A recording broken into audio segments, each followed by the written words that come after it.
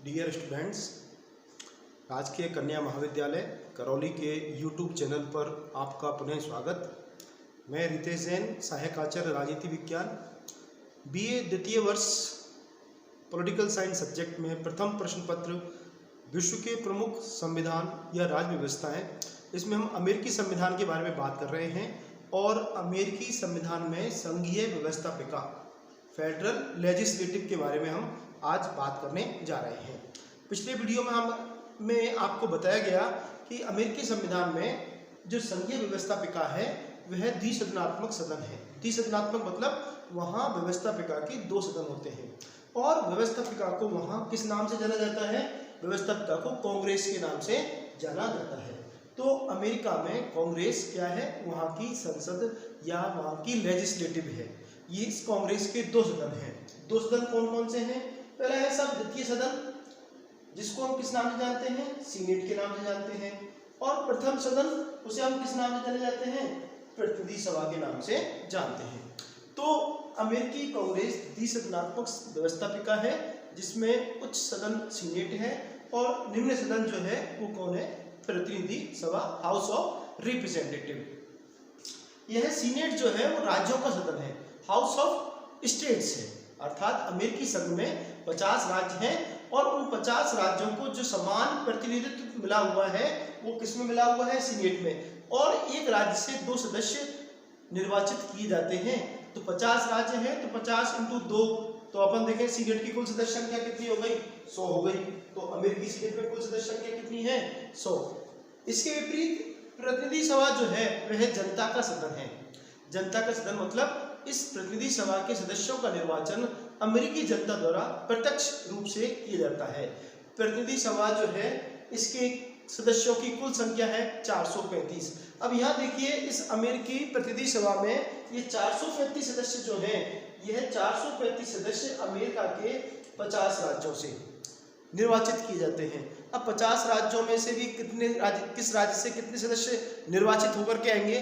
तो देखिए, यहाँ जो प्रतिनिधित्व प्रदान किया गया है वह राज्य की जनसंख्या के आधार पर प्रतिनिधित्व प्रदान किया गया है। अर्थात जिन राज्यों की जनसंख्या ज़्यादा है, जैसे कैलिफोर्निया की बात करें, न्यूयॉर्क की बात करें, तो उन राज्यों को प्रतिनिधि सभा में ज़्यादा प्रतिनिधित्व प्राप्त है।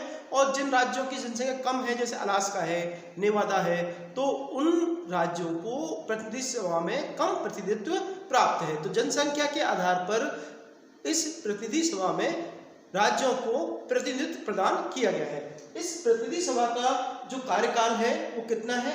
2 वर्ष है और यह 2 वर्ष से पहले भंग नहीं होता, अर्थात जो पूरा अपना कार्यकाल पूरा करता है।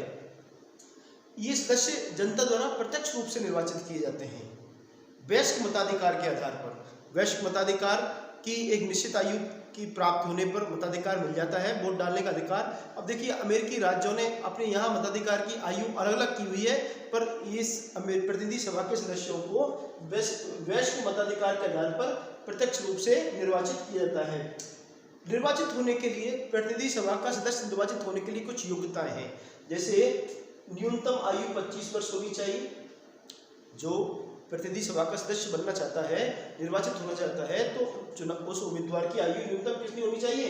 25 वर्ष होनी चाहिए। वह उस राज्य का निवासी होना चाहिए जिस राज्य से वह प्रतिनिधि सभा का सदस्य निर्वाचित होता है। और प्रथा तो ये भी है कि उस कॉन्स्टिट्यूएंसी का भी वो क्या होना चाहिए? रहने वाला निवासी होना चाहिए। और कम से कम 7 वर्षों से वह पिछले 7 वर्षों से वह अमेरिका में रह रहा हो। ये कुछ योग्यताएं हैं जो कि अमेरिकी प्रतिनिधि सभा का सदस्य बनने के लिए जरूरी है। इसके अलावा हम देखें कि अमेरिकी जो ये प्रतिनिधि सभा जो है, इस प्रतिनिधि सभा में सदन का एक अध्यक्ष होता है। सदन का अध्यक्ष जो है यह सदन की अध्यक्षता करता है और इस सदन के अध्यक्ष को प्रतिनिधि सभा के सदस्यों द्वारा निर्वाचित किया जाता है। और इस निर्वाचन में हमेशा बहुमत दल जिसको चाहता है, अर्थात जिसके पास मेजॉरिटी है, जिस पॉलिटिकल पार्टी के पास, उसका उम्मीदवार ही प्रतिनिधि सभा का अध्यक्ष नियुक्त किया जाता है। यह अध्यक्ष जो है वह प्रतिनिधि सभा की बैठकों की अध्यक्षता करता है, व्यवस्था बनाए रखता है, अनुशासन बनाए रखता है और क्रम तय करता है कार्यों के कि किसको कब बोलना है। तो इस प्रकार यह सदन का संचालन करता है। इसी के साथ इसमें एक सत्ता पक्ष का नेता होता है और विपक्ष का नेता भी इसमें मौजूद रहता है। तो अमेरिकी प्रतिनिधि सभा जो है, यह अमेरिकी प्रतिनिधि सभा एक जनता द्वारा प्रत्यक्ष रूप से निर्वाचित 2 वर्ष के कार्यकाल के लिए 435 सदस्यीय सदन है।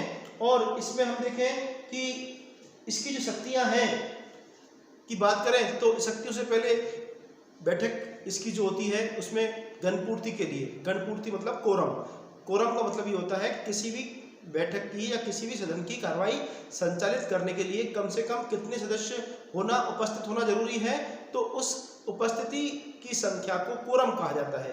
तो देखिए, प्रतिनिधि सभा की कार्रवाई चलाने के लिए बहुमत का होना जरूरी है, अर्थात जब तक बहुमत मेजॉरिटी मेंबर्स जब तक नहीं आएंगे तब तक प्रतिनिधि सभा की बैठकें संचालित या शुरू नहीं हो सकती।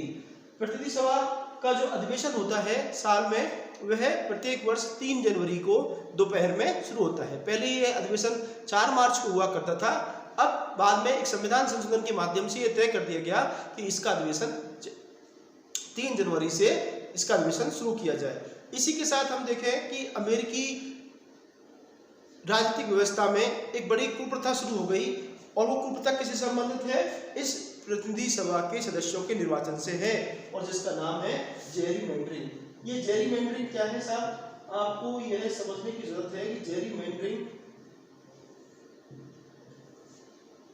कि प्रत्येक राजनीतिक दल निर्वाचन क्षेत्रों को इस प्रकार से बनाना चाहता है जिससे कि उसके उम्मीदवारों के जीतने की संभावना बढ़ जाए।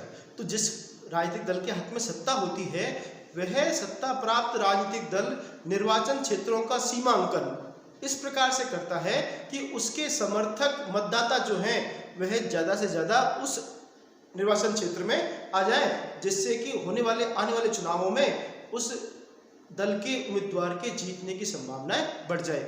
और यह परंपरा अमेरिका के एक राज्य के गवर्नर, उस गवर्नर का नाम था मिस्टर जेरी, उस जेरी के द्वारा शुरू की गई, और उसी नाम से हम देखें यह प्रथा किस नाम से शुरू हो गई? जेरीमैंडरिंग के नाम से शुरू हो गई। और यह अमेरिकी प्रतिनिधि सभा के निर्वाचन में विभिन्न राज्यों में इस प्रथा का क्या किया जाता है? पालन किया जाता है। और हालांकि सुप्रीम कोर्ट में भी यह मामला चला, तो सुप्रीम कोर्ट ने अपने डिसीजन में कहा कि निर्वाचन क्षेत्रों में मतदाताओं की संख्या लगभग क्या होनी चाहिए? बराबर होनी चाहिए। तो इन निर्वाचन क्षेत्रों का जो सीमांकन किया जाता है, परिसीमन किया जाता है, डिलिमिटेशन जो किया जाता है, वो राजनीतिक दल अगर इस बात को ध्यान में रखते हुए करते हैं तो इसी प्रथा को अपन क्या बोलते हैं? जेरीमैंडरिंग बोलते हैं। तो इस प्रकार प्रतिनिधि सभा की हम संरचना की बात कर चुके हैं। अब हम बात करें powers and function of house of representative, प्रतिनिधि सभा की शक्तियां एवं कार्य। सबसे पहले हम बात करें विधायी शक्तियां, कानून निर्माण से संबंधित, अर्थात कोई भी विधेयक जो है जब तक कानून नहीं बन पाता जब तक वह विधेयक समान रूप से सीनेट में पास होने के साथ साथ किस में भी पास होना चाहिए? प्रतिनिधि सभा में। और कानून निर्माण करने के लिए उस विधेयक को चाहे वो प्रतिनिधि सभा में रख सकते हैं शुरू उसको, चाहे वो सीनेट में, पर दोनों सदनों से समान रूप से पारित होना। तो कानून निर्माण में भी एक भूमिका किसकी देखी गई है? प्रतिनिधि सभा का काम है। इसी के साथ संवैधानिक संशोधन करने में भी, कि अमेरिकी संविधान में अगर कोई संशोधन करना है तो इसके लिए वह संविधान संशोधन विधेयक दोनों सदनों द्वारा, सीनेट और प्रतिनिधि सभा द्वारा 2/3 बहुमत द्वारा पारित होना चाहिए। वित्तीय शक्तियां, अब देखिए वित्तीय शक्तियां अमेरिका में प्रतिनिधि सभा के पास अंतिम तौर पर वित्तीय शक्तियां प्राप्त नहीं हैं, अर्थात वित्तीय विधेयक प्रतिनिधि सभा में रखा जाता है, पास होने के बाद सीनेट में भी रखा जाता है, और जब तक सीनेट पारित नहीं कर देती तब तक वह विधेयक पारित नहीं होता। तो यह एक विशिष्ट स्थिति है। तो वित्तीय शक्तियां की वित्तीय विधेयक पारित करने होते हैं। कार्यपालिका शक्तियों का प्रयोग भी प्रतिनिधि सभा किस रूप में करती है? तो देखिए, प्रतिनिधि सभा कार्यपालिका शक्तियों का प्रयोग जब राष्ट्रपति के निर्वाचन में किसी एक उम्मीदवार को स्पष्ट बहुमत प्राप्त नहीं हो पाता, तो उस स्थिति में प्रतिनिधि सभा का यह काम है कि वह निर्वाचन में प्रथम 3 उम्मीदवार जो होते हैं उन 3 उम्मीदवारों में से एक को राष्ट्रपति निर्वाचित करती है, राष्ट्रपति नियुक्त करती है। दूसरी बात हम देखें कि जो युद्ध की घोषणा करने का काम है अमेरिकी राष्ट्रपति द्वारा जो किया जाता है, अमेरिकी कांग्रेस द्वारा जो किया जाता है, तो ये युद्ध की घोषणा जो है वो दोनों सदनों द्वारा सामूहिक तौर पर की जाती है। इसके अलावा हम देखें कि एक प्रतिनिधि सभा जो है वह अपनी समितियों के माध्यम से जो संघीय सरकार है, उस संघीय सरकार के जो विभाग हैं, डिपार्टमेंट्स हैं, उन डिपार्टमेंट्स में अपनी समितियों के माध्यम से जांच पड़ताल करती है। अमेरिकी प्रशासन की जांच देखभाल करती है, कोई भ्रष्ट काम तो नहीं हो रहा है। तो ये कार्यपालिका संबंधी शक्तियां किसकी हैं? प्रतिनिधि सभा की हैं। महाभियोग की संघीय पदाधिकारी जो हैं, चाहे वो राष्ट्रपति है, उपराष्ट्रपति है या न्यायालय के न्यायाधीश हैं, तो अगर अपने पद का दुरुपयोग करते हैं तो उन्हें अपने पद से हटाने के लिए एक प्रक्रिया अपनाई जाती है जिसे महाभियोग कहा जाता है। तो महाभियोग संबंधी काम सबसे पहले जो विधेयक है, वो प्रस्ताव कहाँ रखा जाता है? प्रतिनिधि सभा में रखा जाता है। प्रतिनिधि सभा जब उस विधेयक को पारित कर देता है तब वह प्रस्ताव कहाँ जाता है? सीनेट में जाता है। सीनेट एक जांच करने वाले सदन के रूप में काम करता है और यहाँ हम देखें कि साहब सबसे पहले प्रस्ताव महाभियोग को कहाँ रखा जाएगा? प्रतिनिधि सभा में रखा जाएगा। तो महाभियोग प्रस्तावों के ऊपर भी प्रतिनिधि सभा की कार्य एवं शक्तियां हैं। स्वयं के प्रति शक्तियां, तो देखिए स्वयं के प्रति शक्तियां का मतलब ये है कि प्रतिनिधि सभा अपने कार्य संचालन के नियम खुद बनाती है, अपने स्पीकर का निर्वाचन करती है और अगर किसी के द्वारा इसके विरुद्ध या इसकी गरिमा के विरुद्ध कार्य किया जाता है, इसका अपमान किया जाता है, इसके आदेशों की अवहेलना की जाती है, तो यह उसे सजा देने का काम भी प्रतिनिधि सभा करती है। तो ये इसकी शक्तियां एवं कार्य हैं। पर इन शक्तियों, कार्य और संरचना को देख करके और तुलनात्मक अगर हम करें किससे? सीनेट से, तो अमेरिका की प्रतिनिधि सभा या अमेरिका के प्रथम सदन प्रतिनिधि सभा के बारे में ये माना जाता है, ये कहा जाता है, लोग ये कहते हैं कि अमेरिका का जो प्रतिनिधि सदन है वह दुनिया का सबसे कमजोर कैसा सदन है? सब प्रथम सदन है। The most weak house, first chamber of the world is America House of Representative। American house of representative जो है वह दुनिया का सबसे कमजोर प्रथम सदन क्यों है? What are the reasons behind this? तो हम देखें कि सबसे बड़ी जो इसकी कमजोरी का कारण है वो इसकी संरचना में है। संरचना के साथ साथ हम देखें कि अमेरिका की जो शासन प्रणाली है, देखिए अमेरिका में अध्यक्षात्मक शासन प्रणाली को स्वीकार किया गया है और अध्यक्षात्मक प्रणाली में हम देखें कार्यपालिका और व्यवस्थापिका के बीच में हमें वो संबंध देखने को नहीं मिलता जो संस्थात्मक व्यवस्था में देखने को मिलता है।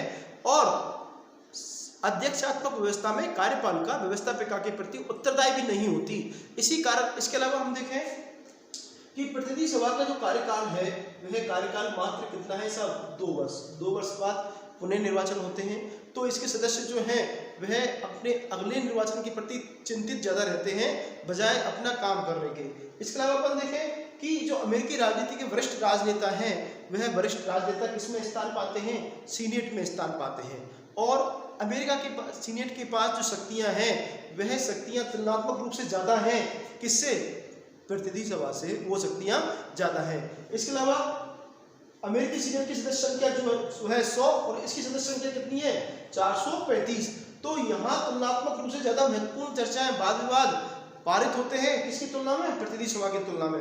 इसके अलावा हम देखें कि प्रतिनिधि सभा का कमजोर होने का कारण ये भी है कि दुनिया भर में जो वित्तीय विधेयक होते हैं वो वित्तीय विधेयक हमेशा किसमें रखे जाते हैं? प्रथम सदन में, क्योंकि वह जनता का सदन होता है और यह अंतिम रूप से पारित भी करता है। परंतु अमेरिका में ऐसा नहीं है। प्रतिनिधि सभा जनता का सदन होने के बावजूद भी वित्तीय विधेयक यहाँ रखे जाते हैं और यहाँ से पारित होने के पश्चात किससे भी पारित होना जरूरी है? सीनेट से पारित होना। तो यहाँ हम देखें कि दोनों की समान स्थिति है, जबकि दुनिया के दूसरे लोकतांत्रिक शासन व्यवस्थाओं में हमें ऐसा देखने को नहीं मिलता। इसके अलावा सीनेट के पास तुलनात्मक रूप से ज़्यादा शक्तियाँ हैं। जैसे मैंने भी आपको बताया कि अमेरिकी राष्ट्रपति द्वारा जो नियुक्तियां की जाती हैं, जो संधियां की जाती हैं, तो उन नियुक्तियों और संधियों को जब तक सीनेट पारित नहीं कर देती तब तक वो प्रभावी नहीं होती, लागू नहीं होती। तो यहाँ भी हम देखें कि शक्तियां किसको सौंपी गई हैं? कार्यपालिका शक्तियां सीनेट को सौंपी गई हैं, ना कि किसको सौंपी गई हैं? प्रतिनिधि सभा को सौंपी गई हैं। तो इसके सदस्यों का कार्यकाल कम होना, इसमें कम अनुभवी सदस्यों का आना, ज़्यादा शक्तियाँ किसको पास होना? सीनेट को पास होना, आदि ये सब कारण हैं जो यह निर्धारित करते हैं कि अमेरिका का प्रतिनिधि सदन जो है, अमेरिका की प्रतिनिधि सभा जो है वो दुनिया का सबसे कमजोर द्वितीय सदन है। इसी के साथ ये चैप्टर आज हम समाप्त कर रहे हैं। आप वीडियो को पूरा देखें और वीडियो को सब्सक्राइब, चैनल को आप जरूर करें। धन्यवाद।